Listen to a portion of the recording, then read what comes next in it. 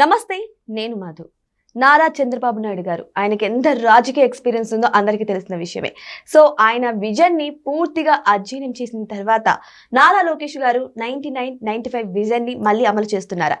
ఏంటి ఆ విజన్? ఈ రోజు మనం తెలుసుకుందాం. ప్రస్తుతం మనతో పాటు ఉన్నారు సీనియర్ జర్నలిస్ట్ సిఎస్ రావు గారు. వారిని అడిగి మరిన్ని విషయాలను తెలుసుకుందాం. నమస్కారం సార్. నమస్తే సార్, బాబు గారిని బాగా స్టడీ చేసిన తర్వాత లోకేష్ గారు 95-99 అనే విజన్ అయితే పరిచయం చేస్తున్నారు. అసలు ఏంటి సార్ ఆ విజన్ ఏంటి? ఇప్పుడు రాజకీయ పార్టీలు కానీ న్యాయ శాస్త్రాల్లో మనం కోర్టులో వాదనలు వినిపించేటప్పుడు కానీ పాత రెఫరెన్స్ని తీసుకుంటాం. ఈవెన్ మనం ఏదన్నా ఆర్టికల్ రాయాలన్నా కానీ పాత రెఫరెన్స్ని తీసుకుంటాం. అలాగే ఏదైనా ఆర్గ్యుమెంట్ చేయడానికి కూడా ఏదో ఒక పాత చరిత్రని ఉదాహరణ ఇచ్చి చెప్తూ ఉంటాం. అలాగే చంద్రబాబు నాయుడు గారి వారసునిగా, రాజకీయ వారసునిగా లోకేష్ గారు ఇప్పుడు కనిపిస్తున్నారు. చంద్రబాబు నాయుడు గారు సుదీర్ఘమైనటువంటి రాజకీయ కెరియర్లో సక్సెస్ ఏంటి, ఫెయిల్యూర్ ఏంటి, ఈ రెండింటిని స్టడీ చేసి సక్సెస్ వెనుకున్నటువంటి సీక్రెట్ ఏంటి, ఆ సీక్రెట్ని కంటిన్యూ చేయాలి అనేటువంటి యాంగిల్లో ఇప్పుడు లోకేష్ గారు అదే పద్నాన్ని ఎంచుకున్నారు అనేది కొత్తగా వినిపిస్తుంది. ఆయన సక్సెస్ రేట్ హై పీక్ స్టేజ్లో ఎప్పుడు ఉంది చంద్రబాబు నాయుడు గారిది అంటే 95 నుంచి 2004 వరకు ఉంది. హైలో ఉంది ఆయన సక్సెస్ రేటు. మరి అది కూడా ఆ పీక్ స్టేజ్ కూడా ఇప్పుడు 95 నుంచి 99 దాకా ఇంకా పీక్ ఉంది. 99 నుంచి మళ్ళీ 2004 వరకు కూడా పీక్గా ఉన్నప్పటికీ కూడా అది సంస్కరణలు రావడం, తర్వాత వాజ్పేయి గారి ప్రాధాన్యత ఇవన్నీ ఉన్నాయి. అప్పుడు కూడా ప్రాధాన్యత ఆయన సక్సెస్ రేట్. ఇప్పుడు ఆ రోజున వాజ్పేయి గారు ప్రధానమంత్రిగా ఉన్నారంటే బికాస్ ఆఫ్ చంద్రబాబు నాయుడు గారు. చంద్రబాబు నాయుడు గారు సపోర్ట్ లేకుండా ఆయన ఉండలేరు, ఆ సపోర్ట్ మద్దతు ఇవ్వకపోతే. కానీ 95 నుంచి 99 అనేది రాజకీయాల్లో కొత్త వరవడిని సృష్టించినటువంటి నాయకుడిగా చంద్రబాబు నాయుడు గారికి ఒక మంచి పేరు ఉంది. ఏంటి అది అని అంటే అప్పటి వరకు ఒక పరిపాలన ఒక రకంగా, అప్పటి 95 నుంచి 99 వరకు తెలుగు రాష్ట్రాల్లో ఇంకో రకమైన పరిపాలన అని చెప్పుకోవచ్చు. ఆయన ప్రవేశపెట్టినటువంటి జన్మభూమి కానీ, శ్రమదానం కానీ, ఇవన్నీ కొన్ని కార్యక్రమాలు, రైతు బజార్లు కానీ, ఇవన్నీ కొన్ని వినూత్నమైన కార్యక్రమాలు, డ్వాక్రా గ్రూప్ లో ఏర్పాటు చేయడం కానీ, ఇవన్నీ కూడా అప్పటి వరకు ఏ రాష్ట్రంలో చూడనటువంటి కార్యక్రమాలు. ఇవన్నీ కూడా పొలిటికల్గా కూడా కొత్త వరవడి సృష్టించారు. ప్లస్ నాయకత్వ లక్షణాలని గ్రౌండ్ లెవెల్ నుంచి పెంచడానికి కార్యకర్తలకి ఈ కార్యక్రమాలు కూడా ఉపయోగపడ్డాయి. ప్లస్ చంద్రబాబు నాయుడు గారు రాజకీయ చరిత్ర, రాజకీయ క్షేత్రస్థాయిలో నుంచి ఏ విధంగా వచ్చారు. అప్పటి వరకు చంద్రబాబు నాయుడు గారు ఎన్టీ రామారావు గారు చాటు నాయకుడిగా ఉన్నారు. ఆయన ఈవెన్ దో 98 నుంచి ఆయన ఎమ్మెల్యేగా ఉన్నప్పటికీ కూడా, విద్యార్థి నాయకుడిగా అంతకుముందు ఉన్నప్పటికీ కూడా, ఆయన ఎన్టీ రామారావు గారి తర్వాతనే కదా అప్పటి వరకు. సో ఆ తర్వాత ఎన్టీ రామారావు గారిని రాజకీయాల్లో ఓవర్కమ్ చేయాలంటే అంత ఈజీ కాదు. సో కాబట్టి చేయడానికి ఆయన పెట్టుకున్న కార్యక్రమం, జన్మభూమి కార్యక్రమం, ఇవన్నీ ఉండేవి. సో అక్కడ సక్సెస్ రేట్ అంటే కార్యకర్తలతోటి ఎలా బాగా మమేకం అవ్వాలి, అలాగే లీడర్లతోటి ఎలా క్లోజ్గా ఉండాలి, క్లోజ్గా మూవ్ అవ్వాలి, ఒక యూనిట్గా ఏ విధంగా తీసుకెళ్ళాలి పార్టీని అనేది అక్కడి నుంచి వచ్చింది. కరెక్ట్గా ఆ పాయింట్ని పట్టుకున్నారు లోకేష్ గారు. ఆ పాయింట్ని పట్టుకుని, ఎందుకంటే ఒక పెద్ద క్రైసిస్ 95 క్రైసిస్ అనేది, ఎన్టీ రామారావు గారి ప్లేస్లో చంద్రబాబు నాయుడు గారిని ఊహించుకోలేనటువంటి ప్రజలు, ఊహించుకోలేని లీడర్లు, ఊహించుకోలేనటువంటి క్యాడర్ ఉంది. అంత పెద్ద సంక్షోభం పార్టీలో ఇంకొకటి ఉండదు. ఆ సంక్షోభం నుంచి చంద్రబాబు నాయుడు గారు ఎట్ట బయటపడగలిగారు. అంత జైగంటిక్ గా ఉన్నటువంటి రామారావు గారి ప్లేస్ లో రామారావు గారి కన్నా కూడా పరిపాలన అద్భుతంగా చేస్తున్నారనేటువంటి ఒక ఫీల్ ఎలా రాగలిగారు. అలాగే పార్టీలో యాక్సెప్టెన్సీ, అందరి యాక్సెప్టెన్సీ, రామారావు గారి కాదని చంద్రబాబు నాయుడు గారికి యాక్సెప్టెన్సీ వచ్చింది కదా. సో ఎలా రాబట్టగలిగారు 99 వరకు. 99లో ఎలక్షన్కి వెళ్ళారు చంద్రబాబు నాయుడు గారు. ఫస్ట్ అధికార మార్పిడి జరిగిన తర్వాత 95లో 99లో ఎలక్షన్కి వెళ్ళి సక్సెస్ అయ్యారు. ఆ సక్సెస్ ఎలా అయ్యారు 95 నుంచి 99 వరకు ఆయన సక్సెస్ని బెంచ్ మార్క్గా తీసుకొని లోకేష్ గారు దాన్ని స్టడీ చేసి ఆ పాయింట్ని పట్టుకొని ఇప్పుడు ఈ విందులు పెడుతున్నారు. ఇది పార్లమెంట్ వైజు లీడర్లకి, వాళ్ళ ఫ్యామిలీలకి పిలిచి గెట్ టుగెదర్ లాగా పెట్టడం, వాళ్ళతోటి మమేకం కావటం, వాళ్ళతోటి మాట్లాడటం, వాళ్ళ పర్ఫార్మెన్స్ తెలుసుకోవటం, వాళ్ళ కుటుంబంలో ఉండేటువంటి పిల్లల పరిస్థితులు ఏంటి తెలుసుకోవడం, వాళ్ళ కుటుంబానికి సంబంధించిన ఆర్థికపరమైన అంశాలు ఏంటి తెలుసుకోవడం, ఇవన్నీ చేస్తున్నారు. యాక్చువల్గా 95కి ముందు చంద్రబాబు నాయుడు గారు కర్షక పరిషత్ చైర్మన్గా ఉన్నారు. అప్పుడు రైతులతోటి అందరితోటి పరిచయాలు పెంచుకున్నారు ఆయన క్షేత్రస్థాయిలో అంతా కూడా. అంటే కాంగ్రెస్ పార్టీ నుంచి వచ్చారు.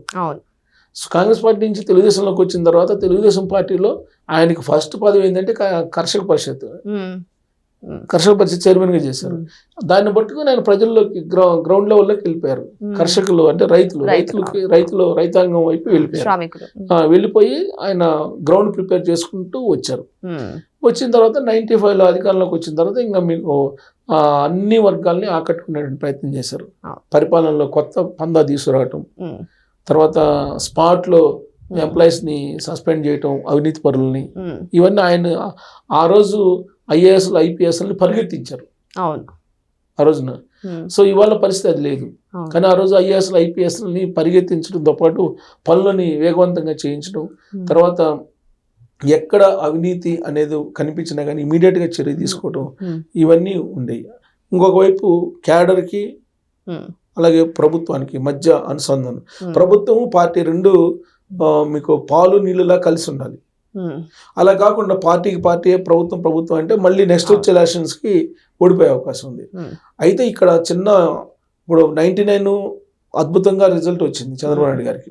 95 నుంచి 99 వరకు ఆయన ఎలా ఉన్నారు అనేది, 99 నుంచి 2004 వరకు ఎలా ఉన్నారు అనేది కూడా తీసుకుంటే 2004 ఎలక్షన్లో ఓడిపోవడానికి కారణం 2004లో ఓడిపోయారు, దారుణంగా ఓడిపోయారు. 99 నుంచి 2004 ఒక పార్ట్, 95 నుంచి 99 వరకు ఇంకో పార్ట్, 95 నుంచి 99 వరకు సక్సెస్ పార్ట్, 99 నుంచి 2004 వరకు ఫెయిల్యూర్ పార్ట్. ఇది పార్టీ పరంగా. అఫ్ కోర్స్ ప్రభుత్వ పరంగా ఆయన సక్సెస్ అయ్యారు, కానీ పార్టీ పరంగా ఎందుకంటే క్యాడర్కి లీడర్కి మధ్య గ్యాప్ వచ్చింది. దాంతో 2004లో ఓడిపోయారు. మరి ఇప్పుడు అంతా బాగానే ఉంది, బాబు గారు బాగానే నడుపుకుంటూ వస్తున్నారు. మరి ఇలాంటి టైంలో లోకేష్ గారు పార్లమెంట్ వైజ్ గా ఎందుకు మీటింగ్లు పెడుతున్నారు? దానివల్ల ఏంటి సార్ లాభం? ఇప్పుడు ఆ రోజు చంద్రబాబు నాయుడు గారు పార్టీలో ఎలా మెచ్చుకోగలిగారు, బలమైనటువంటి లీడర్గా, తిరుగులేనటువంటి లీడర్గా ఎలా ఎమర్జ్ అయ్యారు. సేమ్ రాబోయే రోజుల్లో లోకేష్ గారు ఖచ్చితంగా తిరుగులేనటువంటి నాయకుడిగా అందరూ యాక్సెప్టెన్సీ కోసం ఖచ్చితంగా ప్రయత్నాలు చేస్తున్నారు. ఆ రోజున ఏ విధంగా చేశారు, ఇప్పుడు కూడా ఆ విధంగా చేస్తున్నారని చెప్పి అనుకోవాలి. లేకపోతే ఇప్పుడు మీటింగ్లు పెట్టాల్సిన అవసరం లేదు. చంద్రబాబు నాయుడు గారు అధ్యక్షుడిగా ఉన్నారు, ఎమ్మెల్యేలతోటి ఎంపీలతోటి లోకేష్ గారు మీటింగ్ పెడుతున్నారంటే లోకేష్ గారు మీటింగ్ ని యాక్సెప్ట్ చేసే కదా వస్తుంది. లోకేష్ గారు లాగా మంత్రులు అనేక మంది ఉన్నారు, మరి వాళ్ళు మీటింగ్లు పెడితే వస్తారా? రారు కదా. ఇందుకు పార్టీలో జనరల్ సెక్రటరీ ప్రధాన కార్యదర్శిగా ఉన్నారు, చంద్రబాబు నాయుడు గారి తర్వాత పవర్ పాయింట్ గా ఉన్నారు. కాబట్టి పార్టీలో మెర్జ్ కావడానికి, పార్టీతో మమేకం కావడానికి, అలాగే అధిష్టానానికి అంటే తెలుగుదేశం పార్టీ సుప్రీంకి అలాగే క్యాడర్కి మధ్య గ్యాప్ లేకుండా చేయడానికి 2029 ఎన్నికల నాటికి అందరినీ కలుపుకొని పోతే తప్ప విజయం సాధ్యం కాదు. ఇప్పుడు జగన్మోహన్ రెడ్డి గారు చేసిన తప్పు కూడా అదే. 2019 నుంచి 2024 మధ్యలో ఆయన ఒక మూల విరాట్ లాగా ఉండి ఆయన దర్శనం ఎవరికి లభించేది కాదు. సాయిరెడ్డి గారు అదే కదా చెప్పింది, చుట్టూ ఉండే కోటరీ మొత్తం నాశనం చేసింది. అలాగే ఇప్పుడు కూడా కోటరీ వ్యవహారం కాకుండా అందరితోటి ఎవరైనా మీరు రావచ్చు, ఎవరైనా కలవచ్చు, ప్రజా దర్బారు పెడుతున్నారు, వస్తున్నారు, ప్రజలు వస్తున్నారు. అలాగే లీడర్లు, క్యాడర్ తోటి ఎంత సమయం అయినా మీకు కేటాయిస్తానని చెప్తున్నారు. ప్రతి ఒక్కరితో ఫోటోలు తీయించుకున్నారు, ఫోటో సెషన్ పెడుతున్నారు లోకేష్ గారు. సో ఈజీ మూమెంట్ ఉంటే కనుక ఇది మన పార్టీ, మన ఫ్యామిలీ, మన మెంబర్స్, మనం అనేటువంటి ఒక కాన్సెప్ట్, నేను అని కాకుండా మనం అనేటువంటి కాన్సెప్ట్ని తీసుకొచ్చేలాగా లోకేష్ గారు 95 to 99 చంద్రబాబు నాయుడు గారు తీసుకున్నటువంటి ఏవైతే కార్యక్రమాలు ఉన్నాయో పార్టీ పరంగా కానీ ప్రభుత్వ పరంగా కానీ ఆ విధమైనటువంటి ఒక ఫార్ములాని తీసుకొని ఆయన వెళ్తున్నటువంటి క్రమంలోనే ఈ డిన్నర్ కార్యక్రమాలు ఇవి వచ్చాయని చెప్పి తెలుస్తుంది. సో రాబోయే రోజుల్లో క్యాడర్ని కలుపుకోపోతే పార్టీ అనేది ఉండదు. అందుకే ఆ ఫార్ములాని ఎంచుకున్నారు. So success formula, Chandrababu Naidu success ఫార్ములాని ఈయన ఫాలో చేస్తున్నారని చెప్పి పార్టీలో అంతర్గతంగా వినిపిస్తుంది. సో ఏదేమైనా సరే లోకేష్ గారు నారా చంద్రబాబు నాయుడు గారి సక్సెస్ పాత్రని ఆయన కూడా ఫేవర్ గా మార్చేసుకొని పార్లమెంట్ వైజ్ గా అందరి అధికారులతో ఆయన చక్కగా మమేకం అవడం అయితే జరుగుతుంది. సో ఈ విధంగా కలవడం వల్ల మరి నెక్స్ట్ వచ్చే ఎలక్షన్స్ కి మొత్తం ఏకతాటి మీద ఉండి ఐకమత్యంతో పార్టీ గెలవడానికే ఇది బాగా వర్కౌట్ అవుతుందని చెప్పేసి చాలా మంది అంటున్నారు. అంతేకాదు పార్టీలో ఉన్నటువంటి లోటుపాట్లు కూడా కొన్ని ఏమన్నా ఉన్నా సరే వీటి వల్ల పరిష్కారం అవుతాయని కూడా అంటున్నారు. మరి దీని ద్వారా పార్టీని ఏ రేంజ్లోకి తీసుకెళ్తారు, మరి నెక్స్ట్ వచ్చే ఎలక్షన్ కి టీడీపీ క్యాడర్ ఏ విధంగా ఎదుగుతుందనేది ఈ యొక్క అంశంతోనే మనం చెప్పొచ్చు. మరి వెయిట్ చేసి చూద్దాం ఏం జరగబోతుందని. Thank you so much. Thank you.